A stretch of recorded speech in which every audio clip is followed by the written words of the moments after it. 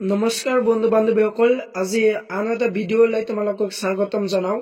আজি আলোচনা কৰিম তোমালোকৰ BA ছেকেণ্ড ছেমিষ্টাৰৰ ছাবজেক্ট এছামিছৰ কোৰ পেপাৰৰ শেষৰ ইউনিট 4ৰ কিছুমান গুৰুত্বপূৰ্ণ প্ৰশ্ন উত্তৰ আলোচনা কৰিম। তো তোমালোকৰ ইউনিট 4 হ'ল যে কাঠফুলা গল্প সৈয়দ আব্দুল মালিক লিখিছিল কাঠফুলা গল্পটো। তো ইউনিট 4ৰ পাৰ্ট 1 তো হ'ল তো এই চেপ্টাৰৰ কিছুমান ইম্পৰ্টেণ্ট কুৱেশ্যন আলোচনা কৰিম আৰু ইয়াৰ আগত তোমালোকক আলোচনা কৰিছো 1, 2, 3 ইউনিটৰ গোটেই কুৱেশ্যন এনসাৰ মই এই চেনেলত তোমালোকক আপলোড কৰিছো, নহলে ভিডিও ডেসক্ৰিপচনত লিংক দি আছে, তো লিংক আছে তোমালোকে ইউনিট 1, 2, 3 গোটেই কুৱেশ্যন এনসাৰ পৰা। তো আজি আলোচনা কৰিম তোমালোকে ইউনিট 4ৰ কিছুমান গুৰুত্বপূৰ্ণ প্ৰশ্ন উত্তৰ। তোমালোকৰ ফাৰ্ষ্ট প্ৰশ্নটো হ'ল যে অসমীয়া সাহিত্যৰ প্ৰথম জীৱনীমূলক উপন্যাসখন কি? তো ইয়াৰ আনসাৰ দিয়া আছে যে সৈয়দ আব্দুল মালিকৰ ৰূপতীৰ্থৰ যাত্ৰী। আৰু কোৱেশ্চন নম্বৰ 4 যে অসমীয়া সাহিত্যৰ প্ৰথম জীৱনীমূলক উপন্যাসখন কোনে ৰচনা কৰিছিল? তো সৈয়দ আব্দুল মালিকে প্ৰথম জীৱনীমূলক উপন্যাসখন আলোচনা কৰিছিল অসমীয়া সাহিত্যৰ প্ৰথম জীৱনীমূলক, আৰু ইয়াৰ উপন্যাসখনৰ নাম আছিল ৰূপতীৰ্থৰ যাত্ৰী। আৰু তাৰপিছত আছে কোৱেশ্চন নম্বৰ 4 যে সৈয়দ আব্দুল মালিকৰ প্ৰথম প্ৰকাশিত চুটি গল্প সংকলখনৰ নাম কি? তো সংকলখনৰ নাম হ'ল যে পৰশমণি। আৰু কোৱেশ্চন নম্বৰ 5 যে সৈয়দ আব্দুল মালিকে কোন গ্ৰন্থৰ বাবে সাহিত্যিক একাডেমি বঁটা লাভ কৰিছিল? তো অগৰী আত্মাৰ কাহিনী নামৰ উপন্যাসখনৰ বাবে। আৰু 6 প্ৰশ্নটো হ'ল যে সৈয়দ আব্দুল মালিকৰ আত্মজীৱনীমূলক গ্ৰন্থখনৰ নাম কি? তো ইয়াৰ আনসাৰ দিয়া আছে মোৰ জীৱৰ নখলবৰ। আৰু 7 প্ৰশ্নটো চাই যাবা যে সৈয়দ আব্দুল মালিকৰ কবিতা পুথি এখনৰ নাম লিখা। তো ইয়াৰ আনসাৰ দিয়া আছে বিদুইন। আৰু তোমালোকৰ শেষৰ প্ৰশ্নটো হ'ল যে প্ৰশ্ন নম্বৰ 9 যে সৈয়দ আব্দুল মালিকৰ কাঠফুলা গল্পটোৰ মূল চৰিত্ৰ কি? তো ইয়াৰ উত্তৰ দিয়া আছে কাঠফুলা গল্পটোৰ মূল চৰিত্ৰ হ'ল যে মমতাজ আৰু বেদনা। তো তোমালোকৰ 4 ইউনিটৰ পাৰ্ট 1 আলোচনা কৰিলো আৰু পাৰ্ট 2 নেক্সট আলোচনা কৰিম। তো নেক্সট খিনিলৈ তোমালোকে চাই থকা। তো ইউনিট 4ৰ পাৰ্ট 2 যে গহ্বৰ, ইয়াৰ লিখক হ'ল যে ভূপেন্দ্ৰনাথ শইকীয়া। তো প্ৰশ্ন নম্বৰ 1 যে গহ্বৰ গল্পটো কোন গল্পৰ সংকলনৰ পৰা লোৱা হৈছে? তো গহ্বৰ গল্পটো ডক্টৰ ভূপেন্দ্ৰনাথ শইকীয়াৰ গহ্বৰ নামৰ গল্প সংকলনৰ পৰা লোৱা হৈছে। তো নেক্সট প্ৰশ্নটো হ'ল যে প্ৰশ্ন নম্বৰ 7 লণ্ডন বিশ্ববিদ্যালয়ৰ পৰা ভূপেন্দ্ৰনাথ শইকীয়াই কিহৰ ডিপ্ল'মা লাভ কৰিছিল? তো টেকনলজি ডিপ্ল'মা লাভ কৰিছিল লণ্ডন বিশ্ববিদ্যালয়ৰ পৰা ভূপেন্দ্ৰনাথ শইকীয়া। আৰু প্ৰশ্ন নম্বৰ 9টো চাই যাবা যে ভূপেন্দ্ৰনাথ শইকীয়া সাহিত্যিক জীৱনৰ শুভাৰম্ভণি কৰা গল্পটো কি? তো 1947 চনত নৱম শ্ৰেণীত পঢ়ি থকা অৱস্থাতে উদয় নামৰ আলোচনীত পথ নিৰুপমা নামৰ গল্পটো প্ৰকাশ পায়। আৰু প্ৰশ্ন নম্বৰ 10 যে সাহিত্যিক ভূপেন্দ্ৰনাথ শইকীয়াৰ প্ৰথম গল্প সংকলনখনৰ নাম কি? ইয়াৰ উত্তৰটো হ'ল যে প্ৰহৰী। আৰু প্ৰশ্ন নম্বৰ 12 যে অসমীয়া বাৰ্তা আলোচনীৰ প্ৰান্তিকৰ প্ৰতিষ্ঠাপক সম্পাদক কোন আছিল? তো ডক্টৰ ভূপেন্দ্ৰনাথ শইকীয়া আছিল। তো এইবিলাক কুৱেশ্যন তোমালোকৰ গোটেইবিলাক কুৱেশ্যন গুৰুত্বপূৰ্ণ হয়। তো গুৰুত্বপূৰ্ণ হোৱা কৰি কুৱেশ্যনবিলাক কৰি যাবা তোমালোকে। তো নেক্সট আছে, তো নেক্সট খিনিত তোমালোকে চাই থকা। তো তোমালোকৰ নেক্সট প্ৰশ্নটো হ'ল যে 13 প্ৰশ্ন নম্বৰ যে শিশু আলোচনী হুফুৰাৰ প্ৰতিষ্ঠাপক সম্পাদক কোন আছিল? তো ইয়াৰ আনসাৰটো ডক্টৰ ভূপেন্দ্ৰনাথ শইকীয়া আছিল।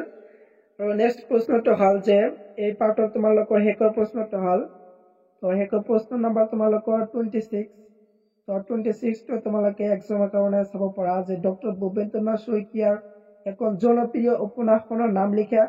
তো ইয়াৰ আনসাৰটো হ'ল যে অন্তৰীপ। তো ডক্টৰ ভূপেন্দ্ৰনাথ শইকীয়াৰ এখন জনপ্ৰিয় উপন্যাসখনৰ নাম হ'ল যে অন্তৰীপ। তো তোমালোকে এনেকুৱা গুৰুত্বপূৰ্ণ ভিডিঅ' পোৱাৰ কাৰণে মোৰ চেনেলটো ছাবস্ক্ৰাইব কৰি থবা আৰু ভিডিঅ'ত এটা লাইক কৰি দিবা।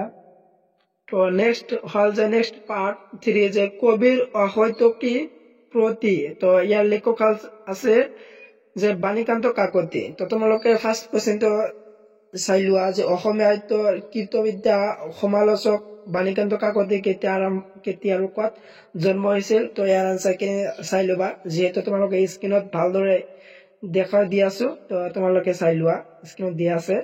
আৰু নেক্সট প্ৰশ্নটো চাবা যে তোমালোকৰ আজিৰ ভিডিঅ'ৰ অত্যন্ত গুৰুত্বপূৰ্ণ কোৱেশ্চনটো হ'ল যে প্ৰশ্ন নম্বৰ 5 যে বাণীকান্ত কাকতিৰ গৱেষণা গ্ৰন্থখনৰ নাম কি ভেৰি ভেৰি ইম্পৰ্টেণ্ট কোৱেশ্চনটো যে ইয়াৰ এনসাৰটো হ'ল যে Assamese its formation and development যে বাণীকান্ত কাকতিৰ গৱেষণা গ্ৰন্থখনৰ নাম কি ভেৰি ভেৰি ইম্পৰ্টেণ্ট আৰু নেক্সট প্ৰশ্নটো হ'ল যে বাণীকান্ত কাকতিয়ে লিখা শিশু উপযোগী পুথিখনৰ নাম কি আৰু কেইখন কেতিয়া প্ৰকাশ পাইছিল তো পখিলা এই পুথিখন 1951 চনত প্ৰকাশ পাইছিল বাণীকান্ত কাকতিয়ে লিখা শিশু উপযোগী পুথিখনৰ নামটো হ'ল যে পখিলা আৰু এই কিমান চনত প্ৰকাশ পাইছিল 1951 চনত আৰু তোমালোকৰ এই পাঠৰ আৰু দুটা আছে হেকৰ প্ৰশ্ন দুটা হ'ল তো হেকৰ প্ৰশ্ন দুটা তোমালোকে চাই লোৱা স্ক্ৰীনত দি আছো তো প্ৰশ্ন নম্বৰ 14 আৰু প্ৰশ্ন নম্বৰ 16 হ'ল যে কবিৰ মনত কোন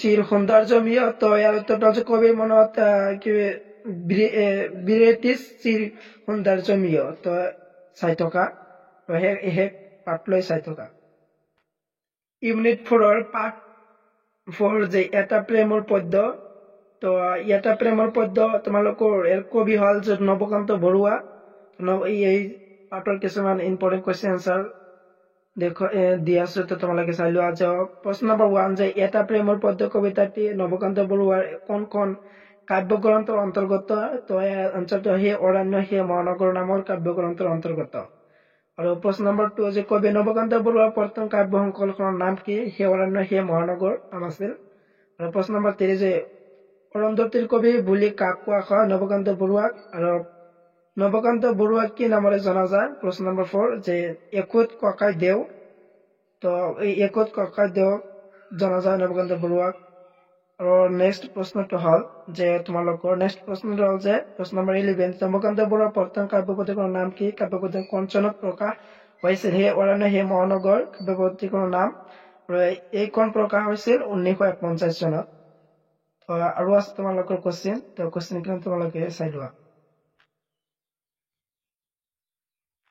তোমালোকৰ 4 ইউনিটৰ হেকৰ পাৰ্ট তো হ'ল যে পাৰ্ট নম্বৰ 5 যে কেনে আছো মোক নহুদিবা তো এই গল্পটোৰ নাম হ'ল যে কেনে আছো মোক নহুদিবা তো ইয়াৰ লিখক হ'ল যে নীলমণি ফুকন তো নীলমণি ফুকন এই গল্পটোৰ কিছুমান প্ৰশ্নোত্তৰ আনিছো তো তোমালোকে প্ৰশ্নোত্তৰখিনি তোমালোকে চাই লোৱা এক্সামৰ কাৰণে তো তোমালোকৰ প্ৰশ্ন নম্বৰ 2 চাই যাবা যে নীলমণি ফুকনৰ প্ৰথম কোন কাব্যপুথিখনৰ নাম কি তো ইয়াৰ আনসাৰটো হ'ল সূৰ্য হেনো নামি আহে তো এই নদীয়েদি আৰু প্ৰশ্ন নম্বৰ 5 যে নীলমণি ফুকনৰ কবিতাৰ প্ৰধান বৈশিষ্ট্য কি তো ইয়াৰ উত্তৰটো হ'ল যে প্ৰতীক আৰু চিত্ৰ গল্পৰ প্ৰয়োগ আছে নীলমণি ফুকনৰ কবিতাৰ প্ৰধান বৈশিষ্ট্য আৰু তোমালোকৰ হেকৰ কোৱেশ্চনটো হ'ল যে নীলমণি ফুকনৰ সূৰ্য হেনো নামি আহে এই নদীয়েদি কবিতাটোৰ মূল অনুপ্ৰেৰণা কি তো ইয়াৰ উত্তৰ দি আছে যে এটা প্ৰাচীন মিশৰীয় মিথ আৰু এখন মিশৰীয় প্ৰাচীনৰ চিত্ৰ তো আজিৰ ভিডিঅ' এইখিনি আছিল সম্পূৰ্ণ ভিডিঅ' চাই